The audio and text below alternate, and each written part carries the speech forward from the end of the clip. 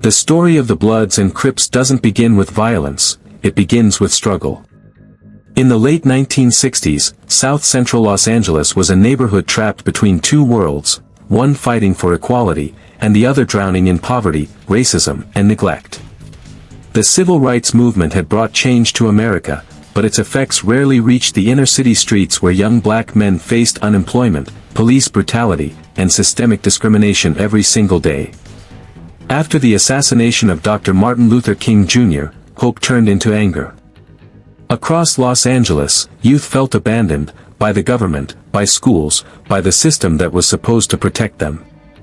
There were no role models, no resources, and no opportunities. Out of this vacuum of power and identity, the first sparks of street unity began to form. In 1969, a young man named Raymond Washington from East Los Angeles began gathering friends with one purpose: to protect their neighborhoods from other violent gangs and racist attacks. They called themselves the Crips, short for Cribs, at first, later evolving into Crips. The name became a symbol of toughness and brotherhood. Their movement spread fast across South Central, attracting hundreds of young men looking for belonging in a world that had rejected them. But the Crips' rise wasn't peaceful. With unity came aggression.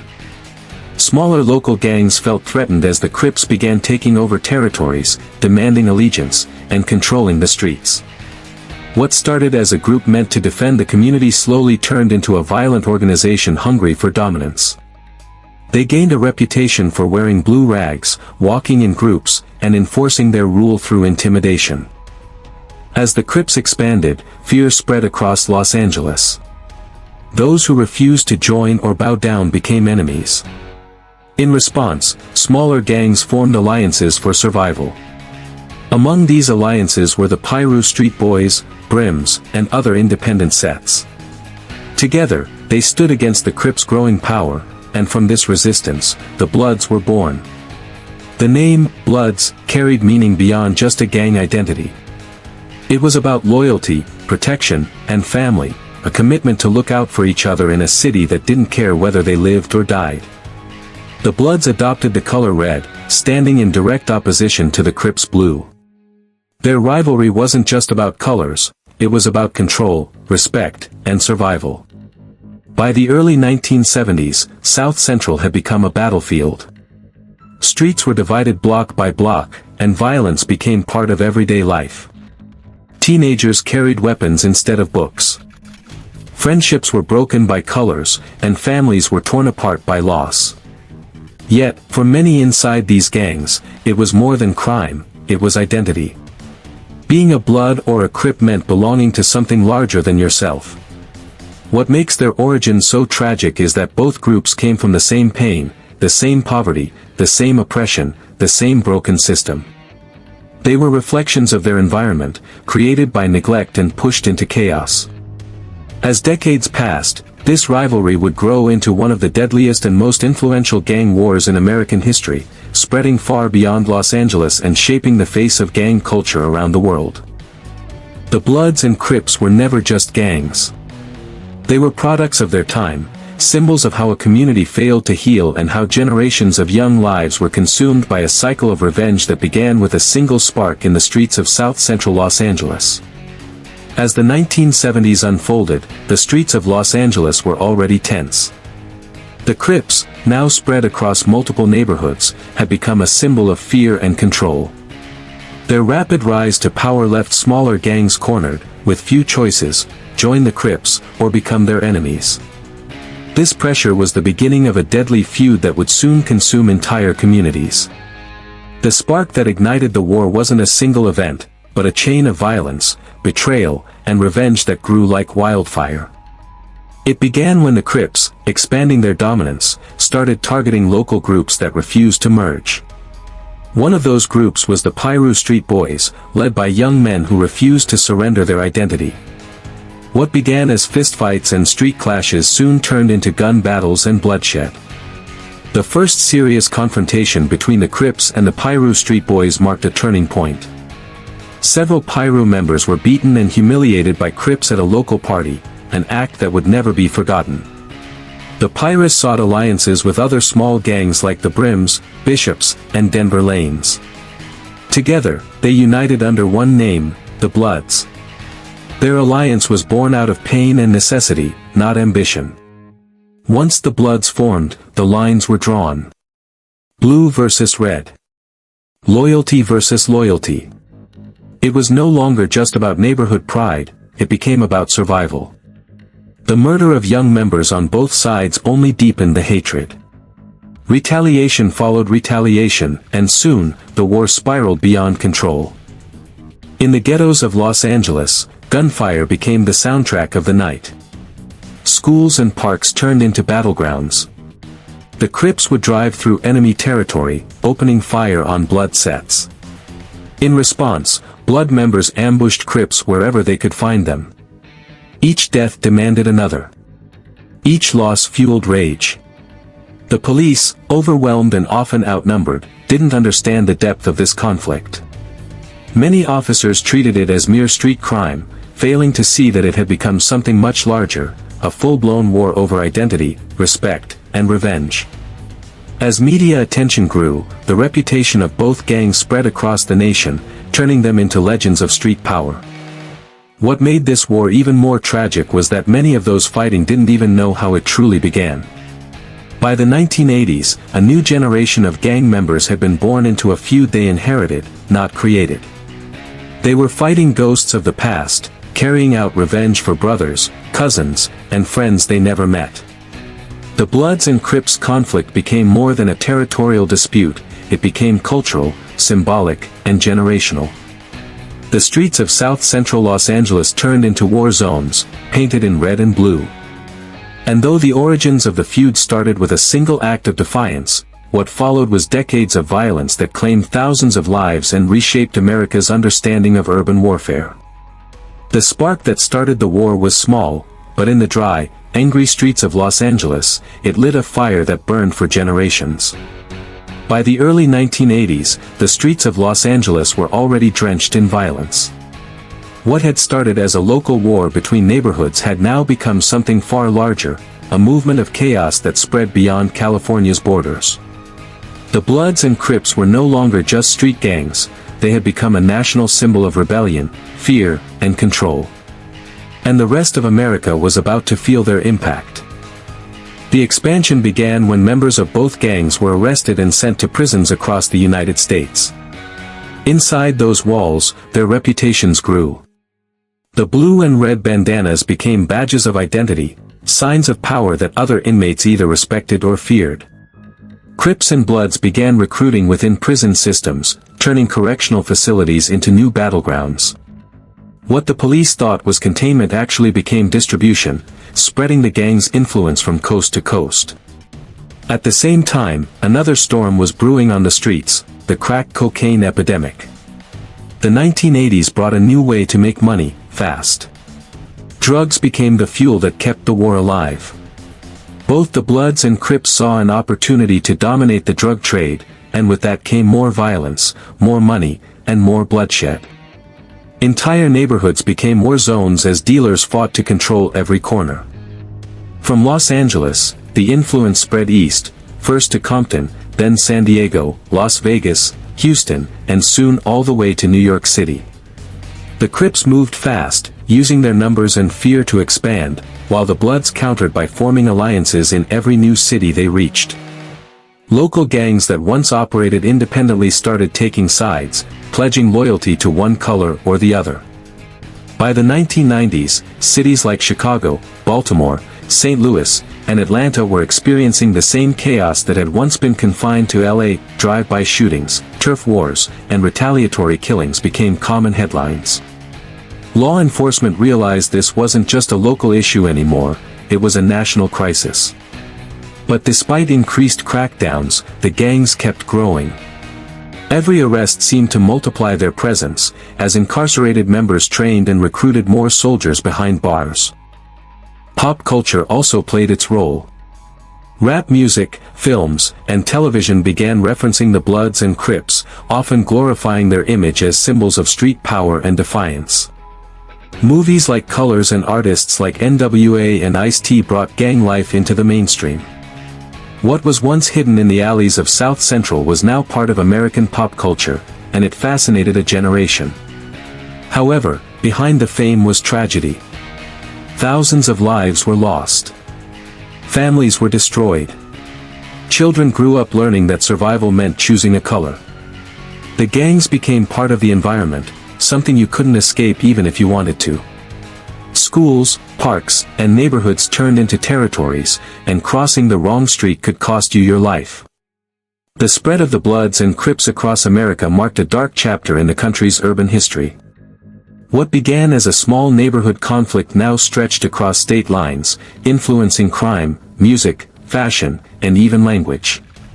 The Red and Blue War had become a part of American identity, a story of power, pain, and lost generations.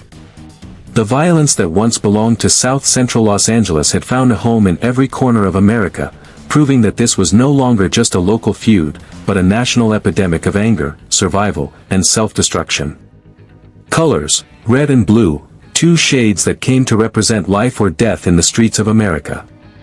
To outsiders, they were just colors, but to members of the Bloods and Crips, they symbolized everything: loyalty, identity, respect, and survival. This is the story of how a simple color became a code, a language, and a way of life. For the Crips, the color blue wasn't just a fashion choice, it was a declaration of unity. They believed blue represented calmness, control, and power, a reflection of the discipline and dominance the Crips sought to maintain. Their blue bandanas, worn proudly around the head, neck, or pocket, became a warning sign to anyone nearby, a message that this was Crip territory, and outsiders should tread carefully. The Bloods, on the other hand, chose the color red. To them, red symbolized passion, strength, and the blood of their fallen brothers, those who had died defending their neighborhoods from Crip attacks. Wearing red wasn't about fashion, it was a tribute, a mark of courage, and a badge of pride. Members would wear red rags, red shoes, or even red hats as a constant reminder of their allegiance. But the code of colors went far beyond clothing. It was a full system of communication, a culture built on symbols, language, and ritual. Both gangs developed their own hand signs, complex gestures used to identify allies or challenge rivals. These signs were silent messages, they could mean peace, respect, or war, depending on how they were used. A single wrong gesture could ignite a deadly fight. The language of the streets also changed. The Crips replaced certain letters with C in their slang, while the Bloods did the opposite, avoiding C altogether and substituting it with B. Words became territory, another battlefield of identity. Even graffiti and tattoos turned into coded messages, marking walls and bodies with symbols of loyalty and warnings to intruders. But behind these codes was something deeper, a sense of belonging. For many young men growing up in broken homes and violent neighborhoods, these colors offered a family when they had none. Red or blue meant someone had your back. It meant protection, respect, and purpose in a world where survival often depended on which color you represented. However, the symbolism of these colors came with a curse. In many areas, wearing the wrong color could cost you your life. Innocent people were sometimes attacked or killed just for being mistaken for rival members because of the color of their clothes. What started as a sign of unity had become a target, a dangerous identity that could not be easily removed. Over the years, the code of colors spread through music, fashion, and pop culture. Rap artists began representing their sets through lyrics, videos, and interviews, turning gang identity into an influential, yet controversial, part of hip-hop culture. The blue and red flags became global icons, instantly recognizable symbols of the streets of America. Yet beneath all the fame and recognition, the truth remained the same: these colors represented blood, loss, and a struggle for identity born out of pain. They became the armor of young men who felt invisible, and in many ways, that's what made the war even more tragic. The code of colors was more than rivalry, it was a cry for recognition. Each gang wore their color like a flag in an invisible civil war, one that had no winners, only generations of young lives sacrificed to the streets. As the Bloods and Crips war escalated across Los Angeles and beyond, law enforcement faced a crisis unlike anything they had ever seen before. What began as isolated gang violence had turned into a full-blown urban battlefield, and the police were unprepared for the complexity, organization, and intensity of the fight that was unfolding right in their own city. In the early years, the Los Angeles Police Department, LAPD, treated the conflict as simple street crime, assaults, robberies, and shootings between troublemakers. But as bodies piled up, the pattern became impossible to ignore. The Red and Blue War wasn't random violence, it was a systematic struggle for power and control over entire neighborhoods. Officers soon realized they weren't just dealing with gangs, they were facing militarized networks that operated like underground armies. By the 1980s, the crack cocaine epidemic had turned gang conflict into a billion-dollar enterprise. The Bloods and Crips both took control of drug trafficking routes, earning massive profits while fueling an explosion of addiction and violence across Los Angeles. This brought the federal government into play. The war on drugs, launched under President Reagan, introduced tougher laws, harsher sentences, and new policing strategies designed to crush gang activity. SWAT teams stormed neighborhoods, helicopters patrolled the skies, and entire communities were raided in search of drugs and weapons. On paper, these operations looked like progress, but on the ground, they often destroyed families, deepened distrust, and pushed young people even closer to the gangs. Many residents of South Central felt trapped between two forces, the gangs that ruled their streets and the police who treated them as suspects. At the same time, the media played a massive role in shaping public perception. News reports and television coverage focused heavily on the violence, portraying South Central Los Angeles as a war zone. The words, Bloods, and Crips became synonymous with chaos and death. Every drive-by shooting, every murder, every arrest became national headlines. While this attention brought awareness, it also created stereotypes. The public began to see all young black men in certain neighborhoods as gang members, whether they were or not. The sensationalism fueled fear across America, leading to policies that emphasized punishment over prevention. What wasn't shown on TV were the stories of families, teachers, and community leaders who were fighting every day to save their children from the streets. Ironically, media exposure also made the gangs more famous. Music videos, rap lyrics, and Hollywood movies began to romanticize the lifestyle, turning real pain into entertainment. The 1988 movie Colors was one of the first films to bring the Blood-Crip rivalry to mainstream audiences. It showed the violence, yes, but it also made the culture look larger than life, influencing fashion, speech, and identity among youth nationwide. By the 1990s, law enforcement had declared an all-out war on gangs. Thousands of young men were arrested under new anti-gang laws, some receiving life sentences for minor offenses because of association. But these crackdowns didn't stop the violence, they spread it. Prison became the new breeding ground for recruitment, as Bloods and Crips built alliances and extended their control from behind bars. In many ways, the system's response, both from police and media, made the situation worse. The harder authorities cracked down, the more gangs adapted. The more the media sensationalized the war, the more attention and power it gave to the gang's image. What began as a fight for territory had now become a battle of perception, between law enforcement trying to maintain control, the media shaping fear, and communities struggling to survive in between. The Bloods and Crips weren't just fighting each other anymore, they were now locked in a three-way war against society itself, one that revealed the deep cracks in America's justice system and the dangerous power of media influence. By the early 1990s, after decades of bloodshed, the streets of Los Angeles were soaked with loss. Thousands had been killed, entire families destroyed, and countless young lives lost to a war that seemed endless. The Bloods and Crips war had reached its peak, and for the first time, both sides began to question what they were truly fighting for. Out of that exhaustion, out of that pain, small but powerful attempts at peace began to emerge. One of the first major moments came in 1992, following the infamous Los Angeles riots that erupted after the Rodney King verdict. The city was burning, not just from rage against police brutality, but from years of inequality and hopelessness. In the middle of this chaos, something extraordinary happened. Rival gang members from both sides, Bloods and Crips, came together in the Watts neighborhood to sign a peace truce. The truce wasn't just symbolic, it was deeply emotional. Members who had lost brothers and friends shook hands, embracing each other in unity. They agreed to stop drive-by shootings, share neighborhoods, and work toward rebuilding their community. For the first time, Red and Blue stood side by side, not as enemies, but as survivors of the same broken system. This Watts truce became a turning point. It inspired similar peace movements across the United States, from New York to Chicago, from Houston to Seattle.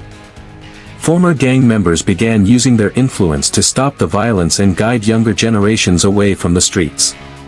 Community leaders, activists, and churches stepped in to create programs for education, job training, and mentorship. However, peace was not easy to keep. Old grudges, economic struggles, and police distrust made the truce fragile. Some sets respected the agreement, others ignored it. The younger generation, many of whom had grown up during the height of the war, often didn't share the same desire for reconciliation. Still, the idea of peace had been planted, and it continued to grow. As time passed, the landscape of gang life changed. Law enforcement became more strategic, community awareness increased, and the drug trade that once fueled the war began to shift.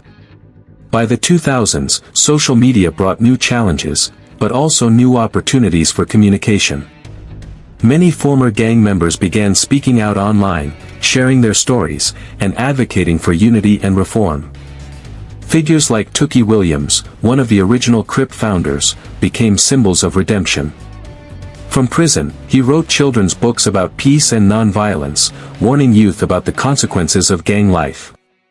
Although executed in 2005, his transformation became a message that change was possible, even for those who once helped start it all. Modern-day Bloods and Crips are no longer the same as their predecessors. Many sets have evolved into community organizations, focusing on preventing violence, supporting youth education, and creating dialogue between rival neighborhoods. Others still exist in crime, but their influence is not as absolute as it once was. Culturally, the legacy of the Bloods and Crips continues to shape music, fashion, and identity.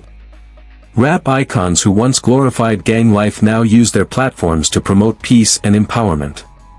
The red and blue flags, once symbols of division, have been seen side by side at peace marches, representing unity over rivalry.